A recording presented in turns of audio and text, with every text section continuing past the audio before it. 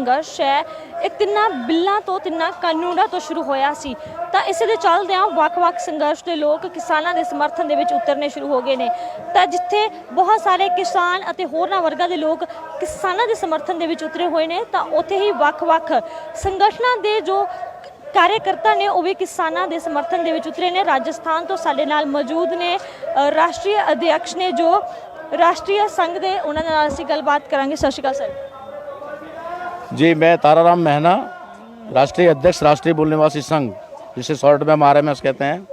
और हमारा जो नेटवर्क है ऑल इंडिया में पूरे देश के अंदर तकरीबन 550 ज़िलों में 5000 तहसीलों में हमारा नेटवर्क है। और हम लोग जो SC ST OBC माइनॉरिटी के जो लोग हैं देश के अंदर, उनके लगभग 6743 जातियों में से 4000 जातियों तक हमारा नेटवर्क है। और पूरे भारत में हम लोग भ्रमण करते हैं और पूरे देश की जो ये क्या बोलते हैं अधिकार वंचित जो लोग हैं या फिर जिसको नीचे का तबका माना गया है, उन लोगों के अधिकारों की लड़ाई लड़ते हैं। सबसे पहले ये पूछूंगी, आप भारत का संविधान लेके इस आंदोलन में आए हैं, क्या मकसद? इसका मतलब ये है कि जो लड़ाई यहाँ पर अधिकारों की लड़ी जा रही है, जिन अधिकारों को समाप्त किया जा रहा है या जिन अधिकारों को समाप्त करने के लिए ये 3 बिल लाए गए हैं, वो अधिकार इसी संविधान के अंदर है।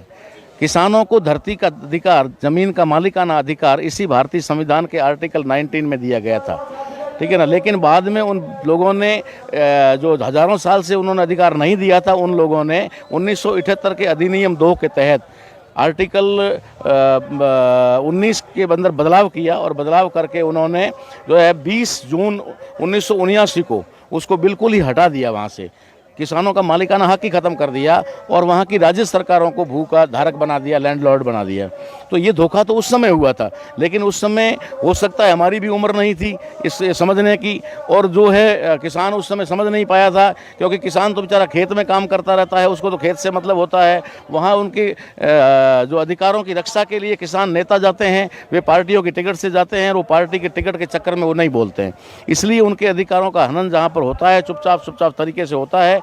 तो इसी के तहत ये अधिकार भी खत्म हुआ है। हम भारतीय संविधान को लेकर के इसलिए पहुंचे हैं कि इस संविधान के लागू होने से यानी 26 जनवरी 1950 से पहले इस देश के आम आदमी को कोई अधिकार नहीं था, ना कोई संपत्ति रखने का, ना शिक्षा पढ़ने का, और ख़ास करके महिलाओं को तो बिल्कुल ही अधिकार नहीं थे।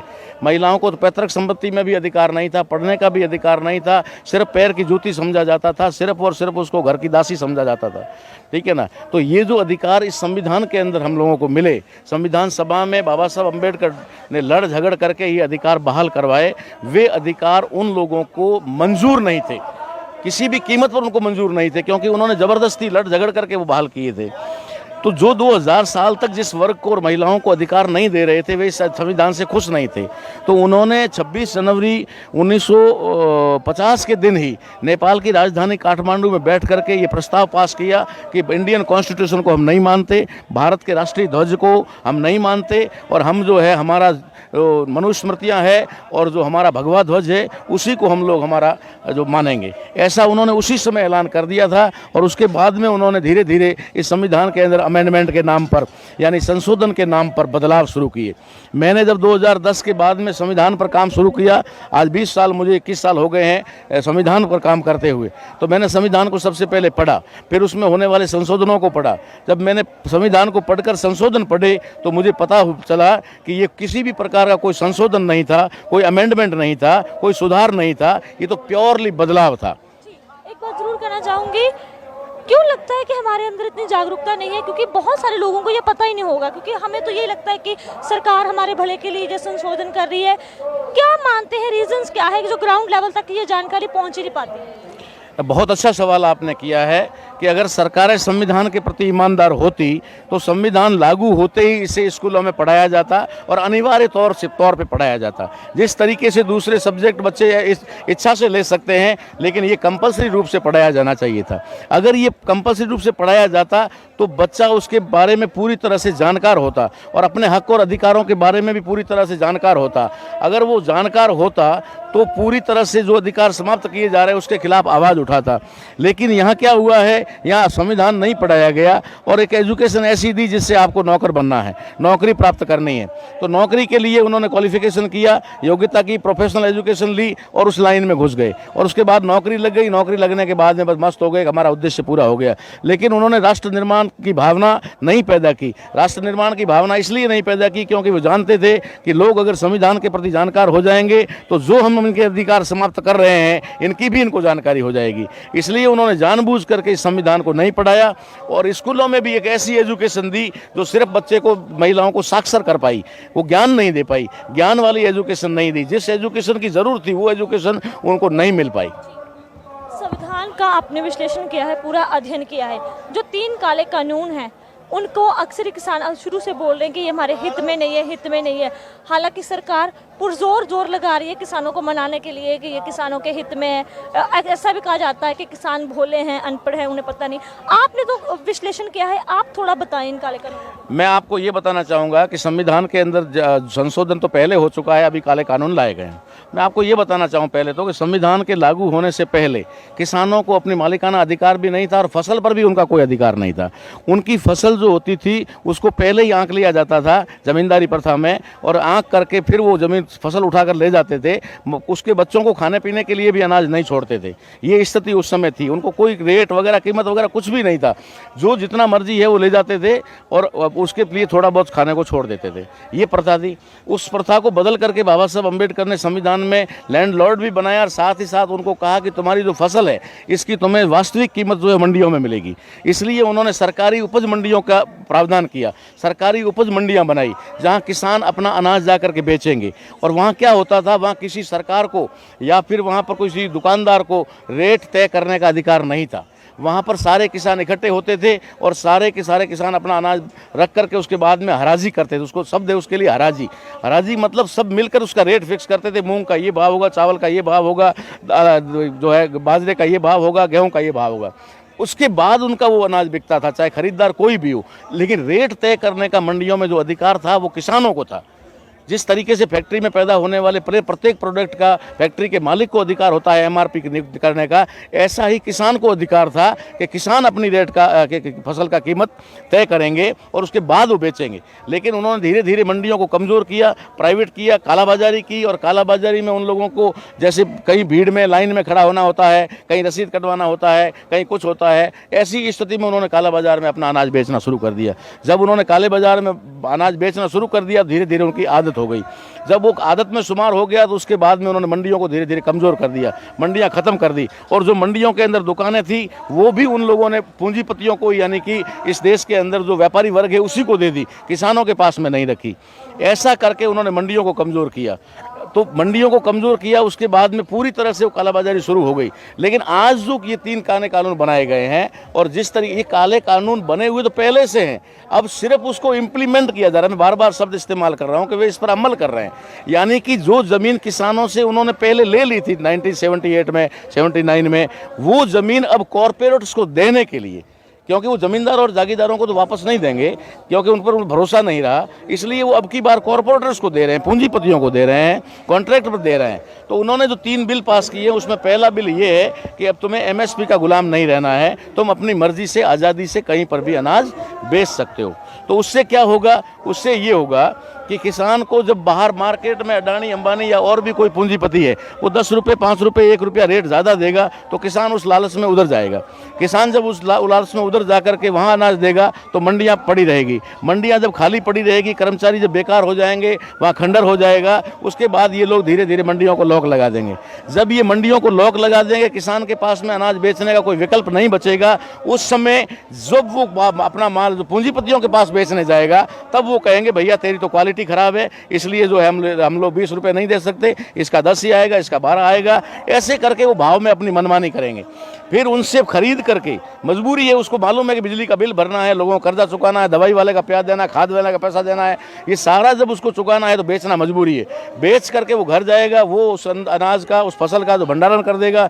भंडारण करने के बाद में वो पॉलीथीन में पैक करेगा, ठीक है ना, पॉलीथीन में पैक करके मॉल में भेजेगा। और मॉल में जब भेजेगा तो उसका रेट जो है 100 रुपये होगा, 200 रुपये होगा। जैसे अपन देख रहे हैं कि बाहर के खेत के अंदर 2 रुपये किलो गोभी बिक रही है, लेकिन 200 रुपये किलो और 1000 रुपये किलो गोभी मॉल में बिक रही है, सिर्फ प्लास्टिक और टैग लगा करके। ये सारी हालत होने वाली है। तो इससे क्या होगा, जब किसान इससे तंग आ जाएगा। तीसरे बिल की बात करता हूँ, पहला MSP हो गया, दूसरा मंडी बंद करने का हो गया।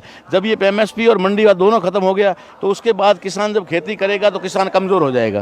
किसान को मालूम है कि हर साल मेरे ऊपर कर्जा आ रहा है, हर साल मेरे ऊपर कर्जा आ रहा है, तो उसका खेती से मन हट जाएगा, वो खेती छोड़ देगा। उस समय ये जो कॉर्पोरेटर हैं ये आकर के इनको कहेंगे कि तुम्हें कॉन्ट्रैक्ट बेस पे हमें दे दो, ठीक है ना, तुम हमको ज़मीन दे दो। लेकिन उसके पास में ये होगा कि जो कॉन्ट्रैक्ट बेस पे ज़मीन ले रही है उस कंपनी के पास लेबर नहीं है, ठीक है, और जो किसान ज़मीन कॉन्ट्रैक्ट पे दे रहा है उसके पास वर्क नहीं है। तो वो क्या कहेगा, वो कहेगा मैं अपनी ज़मीन आपको कॉन्ट्रैक्ट बेस पे देता हूँ और जो मजदूर मुझे ही रख दिया जाए। तो वो मजदूर रखेंगे। जिस तरीके का कानून उन्होंने पास किया है कि अब 8 घंटे की बजाय 12 घंटे आपको काम करना पड़ेगा मजदूर को, तो वे लोग जो खेत कॉन्ट्रैक्ट बेस पे लेंगे उस खेत के अंदर वो कैमरे लगाएंगे, कैमरे लगा करके वो तय करेंगे कि किसान को जो ज़मीन का मालिक है वही मजदूर बन गया। मजदूर बनने के बाद उस पर कैमरा लग गया, कैमरा लगने के बाद निगरानी है कि कितने घंटे काम किया। अगर उसने 11 घंटे काम किया, 10 घंटे काम किया, एवरेज उसका 10 घंटे आया है, तो उस फसल को जब वो कॉन्ट्रैक्ट बेस पे ले लिया है खेत, तो उस फसल को लेते वक्त कहेंगे तेरी वजह से ये फसल जो है बर्बाद हुई है, तूने पूरा काम नहीं किया, तूने 8 घंटे काम किया, तूने 2 दिन छुट्टी कर दी जिसकी वजह से टाइम पे खाद नहीं मिला, वो नहीं मिला। ऐसा करके किसान की मजदूरी भी उसमें से काट ली जाएगी। यानी हमारे 90% लोग जो हैं, 70% किसान हैं और 20% जो मजदूर और कमेरे लोग हैं, एम्प्लॉयज़ लोग हैं, उनको हैंड टू माउथ करने का प्रोग्राम है। जो हैंड टू माउथ होते हैं वो कभी आवाज़ नहीं उठाते, वो कभी भी किसी से लड़ नहीं सकते, वो सिर्फ अपना पेट भरने में रहते हैं और इनको अपना राज चलाना है, अपना सत्ता पे काबिज रहना है, पूरी तरह से कंट्रोलिंग करना है, ये उनका प्लानिंग है। मैं एक बात ज़रूर जानना चाहूँगी कि बीजेपी के जो राज्य में अब 3 कानून लगातार आए थे, जो धारा 370 हटा दी, वो भी हमारे संविधान से छेड़छाड़ हुई, उस पर भी बहुत विवाद हुआ, कश्मीर में बहुत दंगे हुए। उसके बाद जो CAA NRC का बिल आया, उस पर भी शाहीन बाग में बहुत बड़ा प्रोटेस्ट हुआ। अब जो तीसरा बिल कानून लाए गए हैं, आखिर इनकी सरकार में ही ऐसा क्यों, इन्हीं के द्वारा लाए गए बिल? देखो, मैं आपको बताना चाहता हूँ कि हमेशा आवाज़ तभी उठती है जब आदमी को पता चलता है, ठीक है ना। अगर आदमी मान लो गांव में सोया हुआ है और आग लग गई है तो वो तो सोया ही रहेगा ना, भले जल जाए, खुद भी जल जाए, लेकिन सोया रहेगा। जो आदमी जागा हुआ होता है वो देखता है आग लग गई है तो वो जाकर के लोगों को अलर्ट करता है, जगाता है और फिर आग बुझाने का काम करता है।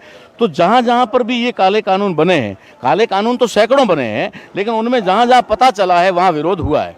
जैसे मैं आपको बता दूं कि ये धारा 370 की बात कर रहे हैं, ये 370 धारा नहीं है, पहली बात तो ये शब्द है, ये शब्द ही गलत है, ये आर्टिकल 370 है। ये कॉन्स्टिट्यूशन में आर्टिकल है, अनुच्छेद 370 है, और 370 का अनुच्छेद जो है वो अपने आप में अस्थायी है, वो परमानेंट नहीं है, वो अस्थायी है। और 71 जो है वो पूरी तरह से स्थायी है, वो सभी राज्यों के लिए लागू होता है, ठीक है ना, जम्मू कश्मीर को छोड़ करके सभी राज्यों के लिए लागू होता है। वो 71 जो है वो स्थायी है, परमानेंट है। और जो जम्मू कश्मीर का 370 आर्टिकल है वो इसमें संविधान में है, सबूत आप कभी पढ़ सकते हैं। तो उसके अंदर उन्होंने अस्थायी शब्द डाला हुआ है कि ये परमानेंट नहीं है, सिर्फ टेम्परेरी है, ठीक है। इसको 10 साल बाद तो क्या 10 दिन बाद में बैठाया जा सकता है, क्योंकि वो एक समझौता था वहाँ के राजा हरि सिंह जी के और इसके बीच में जो विलय का मामला था उसको लेकर के एक समझौता था किसी बात को। जैसे कल को किसानों का भी एक समझौता हो सकता है, किसान देखे कि अगर ये राष्ट्रव्यापी आंदोलन बन जाएगा, कल आवाज़ उठाएंगे, महिलाएं आवाज़ उठाएगी, मजदूर आवाज़ उठाएंगे, इस देश के एम्प्लॉय, बेरोजगार सब आवाज़ उठाएंगे, तो हो सकता है वे घबरा करके तीनों बिल वापस भी ले ले। लेकिन इन 3 बिलों को वापस लेने से समस्या का समाधान नहीं होगा, क्योंकि वो बदल करके फिर रखेंगे, कुछ न कुछ नए तरीके से उसको पेश करेंगे। ठीक वैसे ही उन्होंने आनन फानन में आर्टिकल 370 रखा कि चलो एक बार यार शांति हो जाए, उसके बाद देखा जाएगा, तुरंत हटा दिया जाएगा। लेकिन मैं ये कहता हूं कि सरकार के अंदर बैठे हुए जो भी लोग हैं, और डंके की चोट कहता हूं, खुलकर कहता हूं कि कांग्रेस की सरकार हो चाहे बीजेपी की सरकार हो, दोनों ही सरकारें आरएसएस की नियंत्रित है, दोनों ही आरएसएस की भुजाएं हैं, ठीक है। तो जो आरएसएस इशारा करता है वही करता। मैंने एक मैसेज भी डाला हुआ है लोगों के लिए कि जो बिल्डिंग आज तैयार हो रही है, इसकी नींव कांग्रेस ने रखी है। आज जो बिल्डिंग बन रही है इसकी नींव कांग्रेस ने रखी है और इसका नक्शा जो है, ब्लूप्रिंट, वो आरएसएस ने तैयार किया हुआ है, इसलिए ये काम इस तरीके से हो रहा है। तो वहाँ उन्होंने 70 साल तक इसको मुद्दा बनाए रखा क्या बनाए रखा? 70 साल तक मुद्दा बनाए रखा कि अगर कश्मीर का मुद्दा नहीं रहा तो हम लड़ेंगे किस पर? कश्मीर का मुद्दा अगर नहीं रहा तो हम लोगों को बेवकूफ़ बनाएंगे किस आधार पर? अगर कश्मीर का मुद्दा नहीं रहा तो हम पाकिस्तान जो कल हमारा भाई था और अब अभी 70 साल हो गए अलग होने से हमारा दुश्मन हो गया, तो ये जो मामला है, ये जो मामला है कि वो 70 साल तक उसको क्यों घसीटते रहे? जो अस्थायी था, एक दिन 2 दिन बाद में ही बदला जा सकता था, साल भर बाद में बदला जा सकता था, लेकिन उन्होंने जानबूझ करके आर्टिकल 376 को बरकरार रखा, कश्मीर और पाकिस्तान के मुद्दे को बना करके रखा, कश्मीर और पाकिस्तान के मुद्दे को बना करके रखा, जिसकी वजह से भारत में हिंदू और मुसलमान हुआ। भारत में हिंदू और मुसलमान होने की वजह से जो भी हिंदू कहने वाला है वो मोबिलाइज हुआ तो इन लोगों को लगा कि अब हमारी ताकत बन गई है, उन्होंने ताकत बना करके। मैं आपसे सवाल करना चाहता हूँ, जैसे कि अभी मसला चल रहा है कि भारत के अंदर जिस तरीके से राम मंदिर बन रहा है, मैं राम मंदिर का विरोधी नहीं हूं, बने तो बने, मुझे उससे कोई लेना देना नहीं है, मेरी मर्जी होगी तो मैं अंदर जाऊंगा नहीं जाऊंगा, ये मेरा फैसला है। लेकिन मैं पूछना चाहता हूं आप लोगों के माध्यम से कि जो भारत सरकार इतना इंटरेस्ट लेकर के राम मंदिर बना रही है, मैं पूछना चाहता हूं उस सरकार से कि कितने गुरुद्वारे उतने इंटरेस्ट लेकर के बनाए उन्होंने? कितने गुरुद्वारे बनाए, कितने मस्जिद उन्होंने बनाए और कितने चर्च बनाए? तब तो मैं कह सकता हूं कि भारत हमारा धर्मनिरपेक्ष देश है। भारत जो है धर्मनिरपेक्ष देश है। कहाँ धर्मनिरपेक्ष देश है? यहाँ तो एक ही धर्म की बात हो रही है। पुलिस थानों में जाओ तो मंदिर मिलेंगे, मिलिट्री में फोर्स में जाओगे तो मंदिर मिलेंगे, स्कूलों में कॉलेज में कहीं पर भी जाओगे तो मंदिर मिलेंगे, अधिकारियों के टेबलों पर है तो देवी देवताओं के भगवान के जो भी है वो उनके मिलेंगे। कहाँ है धर्मनिरपेक्षता? ये जानबूझ करके किया जा रहा है खेल। इसलिए उन्होंने हिंदू मुस्लिम का मसला बना करके जो काम उनको संविधान को खत्म करने का था, लोगों का ध्यान डाइवर्ट कर दिया। लोग मोदी करने लगे, मोदी ही हिंदू को बचा सकता है, हिंदू बचा सकता है, ठीक है ना। जब इस देश के अंदर मुगलों का राज था तो हिंदू खतरे में नहीं था, जब इस देश के अंदर अंग्रेजों का राज था तो हिंदू खतरे में नहीं था। आज बीजेपी की सत्ता 6 साल से है तो हिंदू खतरे में पड़ गया। राज हिंदुओं का, खतरे में भी हिंदू। कितने लोगों को बेवकूफ़ बनाओगे, कितना बनाओगे, हम सब समझते हैं। अब हम बेवकूफ़ बनेंगे नहीं और लोगों को बनने देंगे नहीं। आपके चैनलों के माध्यम से अगर लगातार ये बातें होती रहेगी तो निश्चित तौर पर हम लोगों में जन जागरण लाएंगे। ਧੰਨਵਾਦ। ਤੇ ਇਹਨਾਂ ਨੇ ਗੱਲਬਾਤ ਕੀਤੀ ਹੈ ਜੋ ਰਾਜਸਥਾਨ ਤੋਂ ਉਚੇਚੇ ਤੌਰ ਤੇ ਸੰਵਿਧਾਨ ਦਾ ਵਿਸ਼ਲੇਸ਼ਣ ਕਰਦੇ ਨੇ ਇੱਥੇ ਪਹੁੰਚੇ ਨੇ, ਜਿਨ੍ਹਾਂ ਦੇ ਵੱਲੋਂ ਇਹ ਤਿੰਨਾਂ ਕਾਲੇ ਕਾਨੂੰਨਾਂ ਨੂੰ ਬਹੁਤ ਹੀ ਵਿਸਤਾਰ ਸੇ ਸਮਝਾਇਆ ਗਿਆ ਹੈ ਅਤੇ ਬੀਜੇਪੀ ਦੀਆਂ ਨੀਤੀਆਂ ਤੇ ਬਹੁਤ ਹੀ ਵਧੀਆ ਤਰੀਕੇ ਦੇ ਨਾਲ ਚਾਨਣਾ ਪਾ ਕੇ ਲੋਕਾਂ ਨੂੰ ਉਜਾਗਰ ਕਰਨ ਦੀ ਕੋਸ਼ਿਸ਼ ਕੀਤੀ ਗਈ ਹੈ। ਕੈਮਰਾ ਪਰਸਨ ਮਨਿੰਦਰ ਸਿੰਘ ਦੇ ਨਾਲ ਗੁਰਪ੍ਰੀਤ ਕੌਰ, ਔਨ ਏਅਰ।